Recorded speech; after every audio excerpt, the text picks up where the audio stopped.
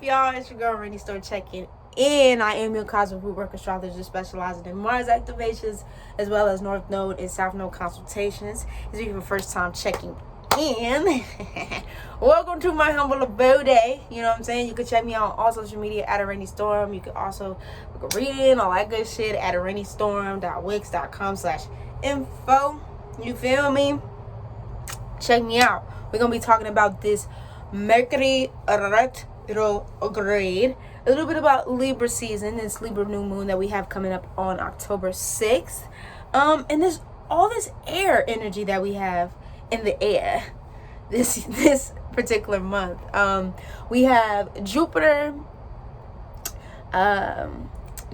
Saturn, Mars, Jupiter and Saturn in Aquarius, Mars in Libra, Sun in Libra, Mercury in Libra. The North Node is in Gemini. So the mind is like, I feel like if you catch yourself not being able to sleep, if you catch yourself feeling like a chatty catty this time around, especially as Saturn and Jupiter go direct, blaming on that tell me how I'm supposed to breathe with no air. It's how I feel whenever you ain't there. It's no air, no air. Got me out here in that water so deep. Scorpio season.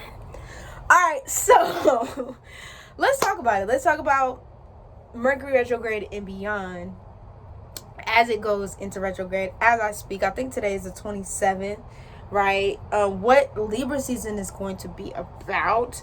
Even though we talk about Libra being this harmonious, diplomatic, let's all come together, let's all love on one another, let's not fight. Like, that's a part of Libra that we kind of get mistaken, right? You know what I'm saying? Especially when Mars is there, right? Y'all like my chart wheel. This is the Libra energy over here. So this is where we're going to be focusing on. Here's Libra. Here's Aquarius. Here's Gemini. So we call a grand air trine. You feel me? This is where we're going to be talking about that energy when all elements are aligned amongst each other and what that means, right? Or they can kind of do this little dance, you feel me, with each other, especially, like I said, as we move through Libra season in itself. All right.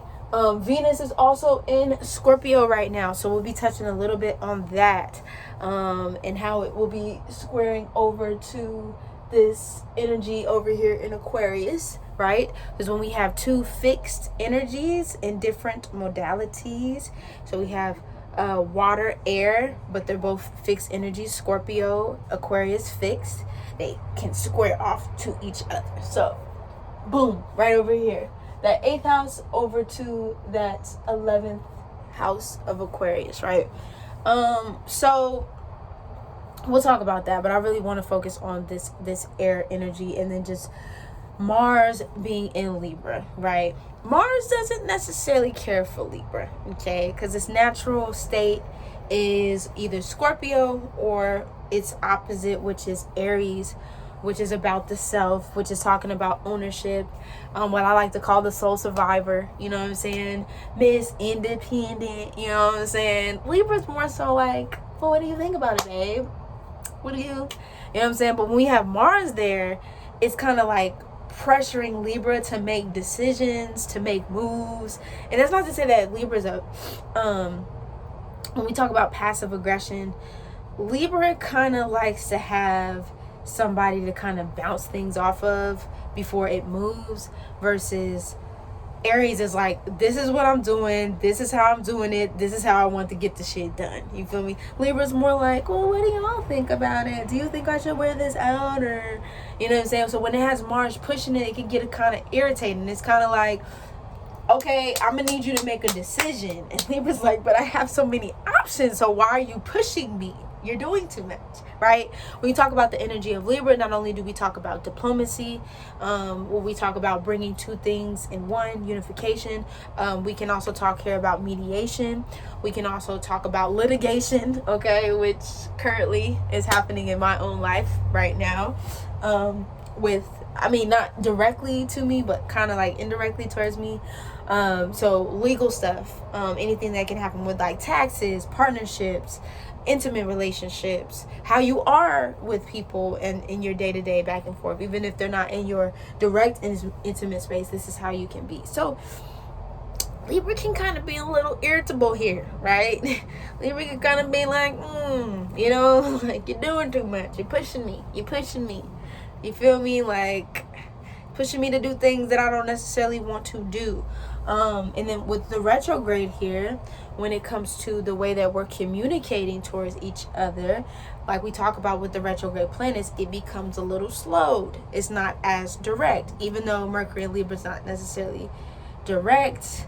It kind of like pushed the T on the 10 a little bit more than it already was. And so this is a time instead of moving forward in direction, this is a time to really rethink things over.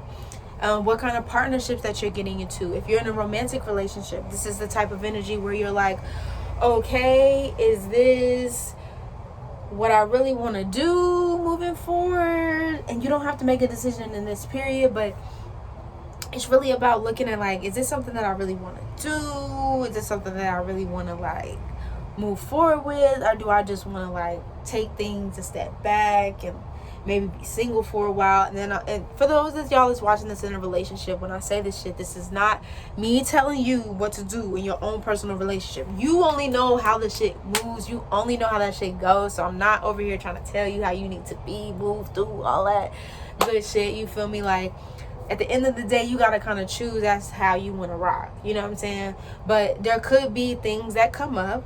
There could be issues that come up that you want to resolve in a way that gives that like that Librian diplomacy. Like, you know what I'm saying? Like, we're in air energy. So this is a time that you, even though I know Mercury is in retrograde and things like that, but there are going to be things that come up that give you the opportunity to really resolve it through communication, through talking things over with each other. It might feel frustrating because if we're real, Libra does not like conflict. Libra does not like conflict. Libra's like, I'd rather not. Can we just act like this isn't happening? Can we just act like this isn't happening? I don't want to talk about it. This is like... But it's like, you got to talk about it. You know what I'm saying? In order to get through, you got to... You know what I'm saying? In order to get past it, you got to go through it. So you can't avoid it. There's going to be things that come up that you can't avoid. You know what I'm saying? Like, if there's paperwork that you need to deal with that you've been putting off for a long time, deal with it during this period if you can. Like, try to get to the bottom of those things of, like, what you need to do, turn in, complete, things like that. This is also a good time to look over if you're not necessarily in beyond romantic relationships, workplace relationships, because Libra is about business partnerships. So if there are partnerships that you have been wanting to develop, there are partnerships that you've been wanting to create, people, this is a time that I would necessarily say to reach out. That's not to say that this is the time to make things solid. This is not the time to be like, yeah, let's do it. No, this is the time to reach out to see if that's something that you want to do to connect. Like, do y'all have the same values in line? Do y'all have the same morals in line? What is the partnership going to look like when y'all are working together? Getting very clear as to what that looks like in partnership in doing these things. Not just jumping into it. You want to wait till maybe towards the end of October into Scorpio season to maybe make those partnerships and those bonds, right? Scorpio bonding solid, those contracts, bonding solid. But for now, you know, think of it as like you're dating. You know what I'm saying? Like, you're dating to see, you know, let the best motherfucker win. You feel me? Like, you putting your options on the table. Look at Libra season like this. Libra season, you know what I'm saying? With all this North Node energy in Gemini, with Saturn in Aquarius, with Jupiter in Aquarius, think of it as like you're dating. Okay? You know what I mean? Like, you seeing, you know, who kind of jives with your energy, but you don't necessarily have to commit to anything at this particular time. Air is not really, you know, it's fluid, it flows, you know what I'm saying, regardless of what modality it's in, fixed, you know, cardinal or mutable. It's still, it's the ways to flow. Okay, I'm still learning. Okay. Anyway, it's the ways that in which you flow, right? So getting into a place of where you like, okay, is this something that I could jive with, or is this something I want to revamp, even in projects, right? Because this is where the ideas come. Air energy is about the ideas. The mind is like, you know, you have all these ideas and you have all this list of things that you want to do and how you want to do it, and your mind is like going crazy. I would not be surprised if y'all were getting downloads like crazy during this period, right? Especially with this, all this air energy, like your mental could be going crazy. Especially when Saturn and Jupiter go direct, your mind could be like ideas, right? Now Capricorn season is a little ways away, right? But you still, after we get out of this air energy, there's that penetrative energy of Scorpio season, when we jump into Scorpio season, to be able to focus your mind into something, not obsess over it, right? But to focus your mind into making those things concrete, right? Because Scorpio, regardless if it's water, Scorpio gets it done, right? Scorpio is putting the things together to get it done, right? I feel like Sagittarius, when we get to Sagittarius season, it will expand on those ideas.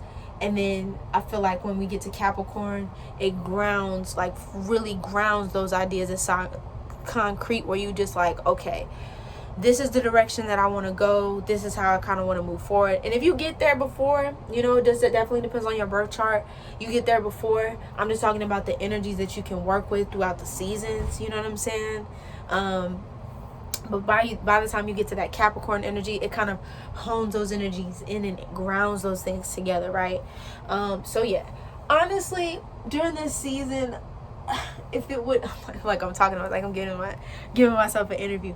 Honestly, during this season, because if we talk about air energy, mostly Gemini and Libra, not to say Aquarius doesn't, but mostly Gemini and Libra, I would definitely say, if you can, if you want, my biggest advice for this season is stay out of gossip.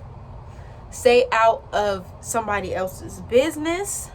If it ain't your business, let it flock, baby. Because what you don't want to do is end up saying some shit. Not to say that you have to check yourself and revise yourself and things like that, but what I'm saying is, you don't want to end up saying some shit that can really backfire on your ass, especially when Mercury goes direct. So just watch your company, watch your time, watch the things that you say. And like I said, this is not a matter of walking on eggshells. This is a matter of sticking to your business. If it's not your business, let it fly. You feel me? If it don't got shit to do with you, let the shit fly. Turn the channel, turn it off, whatever the case may be. Leave the conversations. You just don't want to get caught up. And it's not a situation where you even have to say something. You just don't even want to be guilty by association. Like, motherfuckers is talking about somebody, and then all of a sudden motherfuckers like, but you was there though. So you obviously, you could be dead silent, I don't even know who the motherfucker is or who they talking about, but you was there. You feel me? So like, that's even something like, remove yourself from situations where people is talking about other people's things and other people's business. Don't even put yourself in that energy, because it has shit to do with you. It has shit to do with them. You know what I'm saying? So like, you just don't want to be in that crossfire, right? At all, right? Like I said, this is definitely a time. Also too, I think globally we'll start to see what we like to call civil unrest. Mars is in Libra once again. Civil unrest has already been happening around the world, but I think you're going to start to see, especially because we talk about air qualities to be representation of the media. I know we talk about Pisces energy being the media and Neptunian energy being the media, but I think that's more in the artistic way, right? I feel like Pisces is how we are, how the media is acting things out, or how the media is making things come together. There's a spider crawling my way as I look. I love you, but I just don't. You can't be in here, son. Like, nah. I love you, but not right now.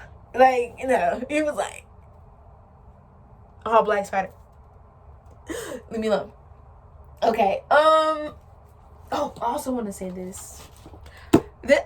Shameless plug. your secret self. The 12th house. Tracy, shout out to you, girl. I'm almost done with it. I'm in the dream chapter. It's amazing. What was I saying? Okay. This is definitely air energy right now. I'm like, wait, what did I just say? Yeah, so globally, that's what I was saying. Pisces is more like the artistic expression or the expression of the media, like how we're seeing it, our perspectives, how we're viewing it. Air energy is the media, the communication in the media, right? So during this time, you're going to see a lot more people because Libra is also the activist.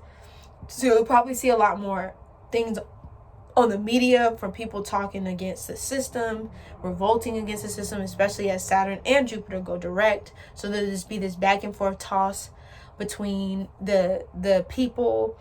You'll see a back and forth toss and dialogue between the people and the powers that quote unquote be.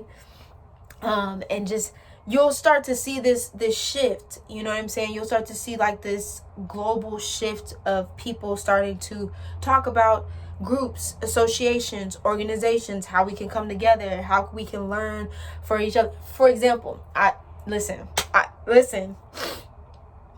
I don't know for y'all, those of y'all out there that's gamers, right? There's this video game that I've been playing since a young type called Mass Effect, right? There is this city or this world called Andromeda. And I just found out that Andromeda is actually a real galaxy. And I was like, wait, what? Okay, so long story short, I don't want to give too much away, but long story short, that there's this it used to be the Commander, but now it's just the Pathfinder. So the Pathfinder is basically set off from the Milky Way galaxy, and they were put in this initiative to go off and find. It's very Libra, now that I think about it. Like all the stuff that's going on for the most part is very Libra. But I'll just talk about the aspects of what's going on that kind of relates to this. The Pathfinder and team has set off from the Milky Way in this initiative to go discover this galaxy called Andromeda. And basically the people that were sleeping in stasis are basically being slowly but surely being awakened as the Pathfinder finds these new worlds to, you know, have new life. You know what I mean? To like these outposts for people to have new life. So scientists, military, families, community, agriculture, like all this stuff, like they have been chosen. So the Pathfinder's job is to find these paths, to clear these paths, but not only that, to merge these different species together against what we call the Keth. It's so interesting because I think the Mass Effect before that was the Geth. Like they were going up against the Geth in the Milky Way cycle, but now they're called the Keth, or the remnant technology that they use and things like that. But basically the Pathfinder's her job, or you know, in my case, my fly. I'm gonna have to show y'all a picture of the Pathfinder. My girl is fly, you know what I'm saying? She got the braids with the little. I'm like, okay, got it. Y'all need some more hairstyles on that, to be honest, because y'all did us dirty as hell, okay? But I made it work for her. I made it work for my girl writer. Basically she goes to these different cities. Like right now she's talking to the Angara, which is like honestly reminds me of like the Twi'leks, you know what I'm saying, from Star Wars, like really. But she goes back and forth with her team to these planets to not only clear, like I said, clear these paths, but also bring these different species and humans and things like that together, these different aliens as they call each other because they're foreign to each other. So these different paths and things like that together, you know, because they all have one goal: to defeat the Keth. The Keth is much like, honestly, the Keth is much like colonizers, you know what I mean? The Keth, they don't give a fuck about nobody, you know. They're very, very strategic. I gotta give it to y'all very, very strategic. I gotta give it to them. Very strategic, you know, when it comes to what they're doing, but nobody knows why they're doing what they're doing. Nobody understands why the Keth are destroying, killing people, they have this and that's another thing that I wanted to bring up, because we'll talk about exaltations, because I didn't really touch on them. I touched on them a little bit during the series and stuff, but when a planet's in like exaltation, when it's in its fall, when it's in its detriment and stuff like that. But they have this thing that the Ket does where they exalt. Basically what they do is they take other community members from their homes or wherever they do, and they exalt them. So basically they turn them into something different, you know what I mean? And basically the Ket make it seem as if like they're the most powerful when they're exalted, but they're not themselves. They're like a completely different soldier, person, whatever the case. They're not who they were when they first started out, which is their original selves. So during this period, I said that all to say that Libra energy is that us coming together despite our differences for a greater purpose, you know what I mean? As we move into that Sagittarius, you know, or as we move into like Scorpio season, Sagittarius, you know, Capricorn, putting in new systems of things and all that kind of stuff.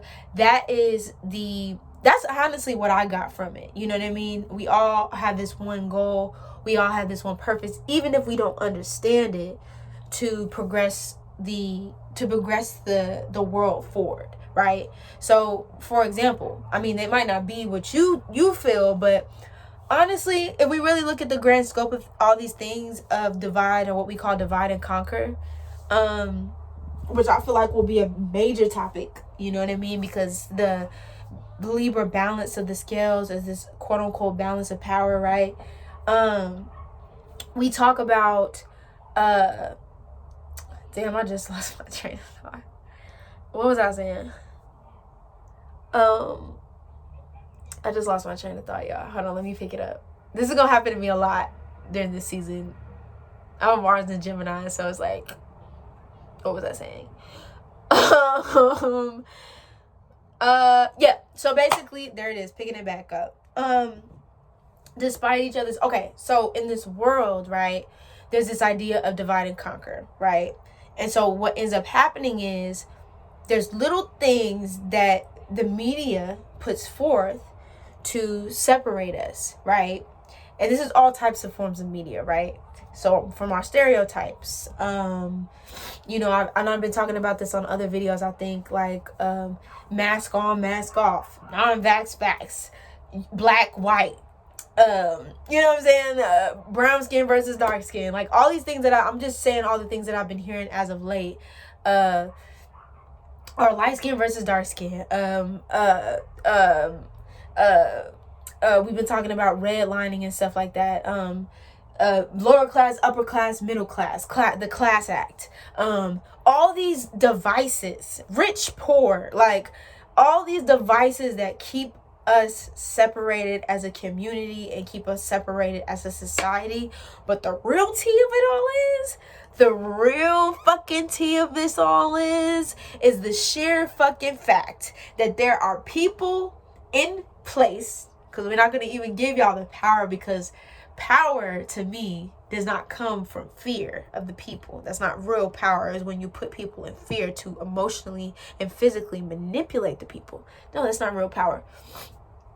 This is what keeps us separated, but it also, what I'm saying, it also in a sense is letting us understand and letting us know that we're all being distracted from the real, we're all being distracted from the real thing that has been keeping us apart. And that goes beyond ourselves, you know, that goes beyond ourselves. But there have been things that have been put into place to literally keep us in a place of fighting each other, killing each other, you know, disrespecting each other, not loving each other. Like there have been things that have like literally been put in place for that, instead of looking at the real problem, the real reason as to why we're here in the first place.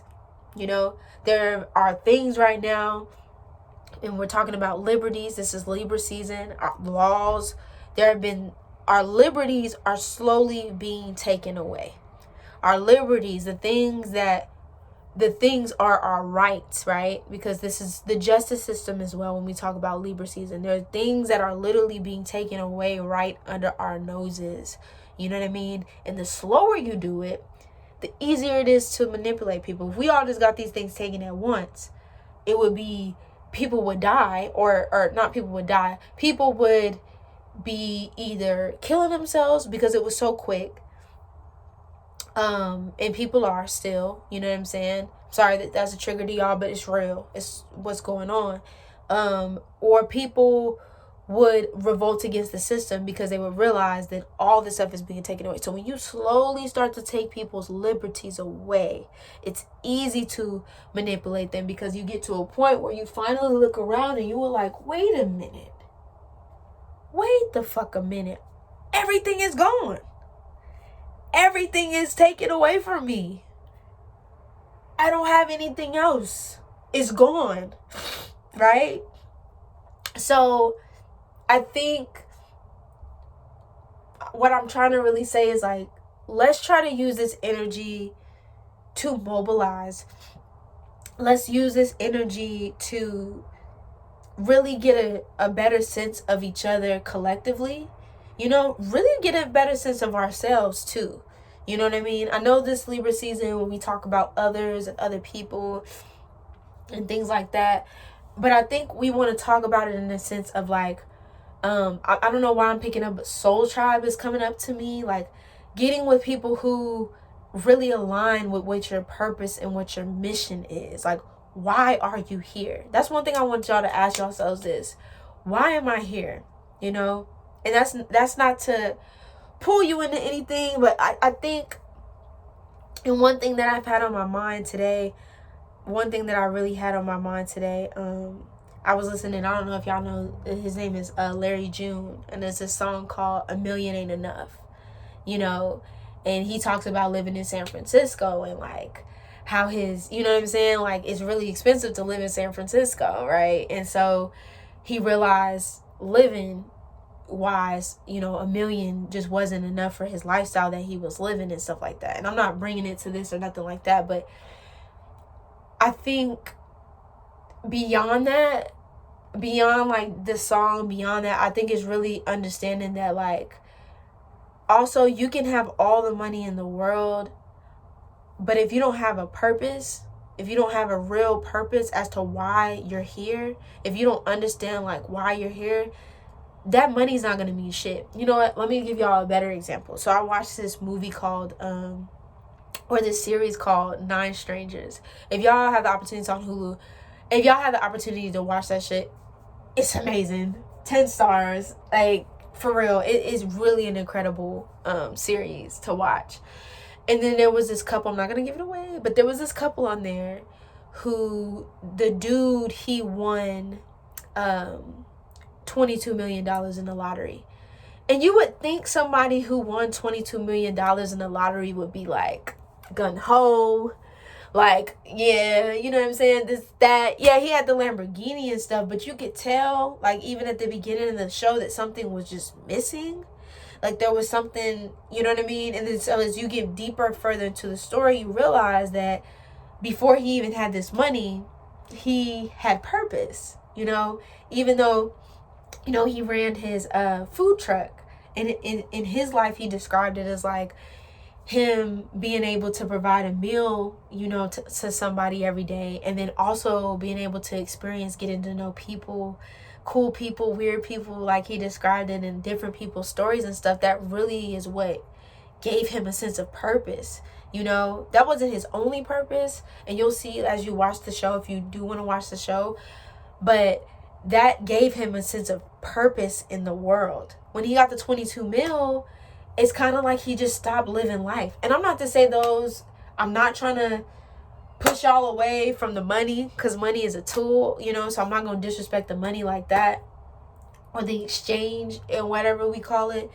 But I think it's really understanding that, like, in order to, like, kind of hone in on your soul tribe, to hone in on bringing those people together, and, you know, really getting a sense of, like, where it is that you're supposed to be in relationships and things like that, like, you really need to figure out what your purpose is, like, why you have been called to this world, you know, because we all have it. Like, we all have a purpose as to why we're here. We just have to get to a place where we can really be in alignment with that path, you know.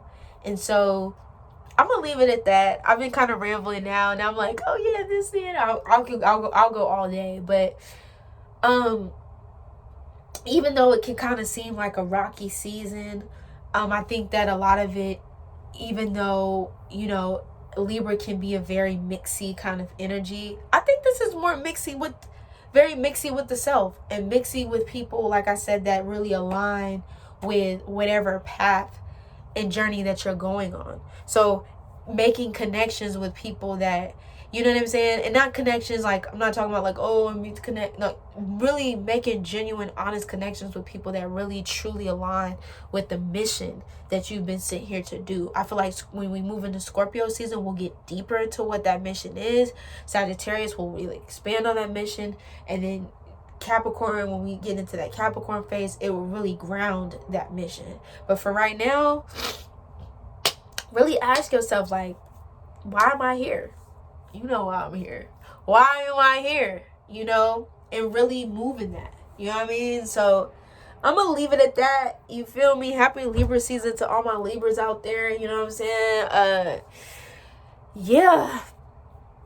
You know, make it a great day or not, as they say. I promise y'all I'm going to get back into the series soon. I just been taking a little bit of time for myself. I've been very receptive. You know, I've been very much so in my divine feminine energy. I feel like, even though I'm very, you know, I'm very dual in that way, but I've been feeling very in my divine feminine energy, but I'm ready to get back into that divine masculine energy. So, yeah. I'm gonna let y'all go. I'm gonna let y'all have it. And shit, y'all already know what it is. It's a rainy storm, checking in, checking out. Without motherfucking doubt. Libra season in this bitch. You feel me? Deuces.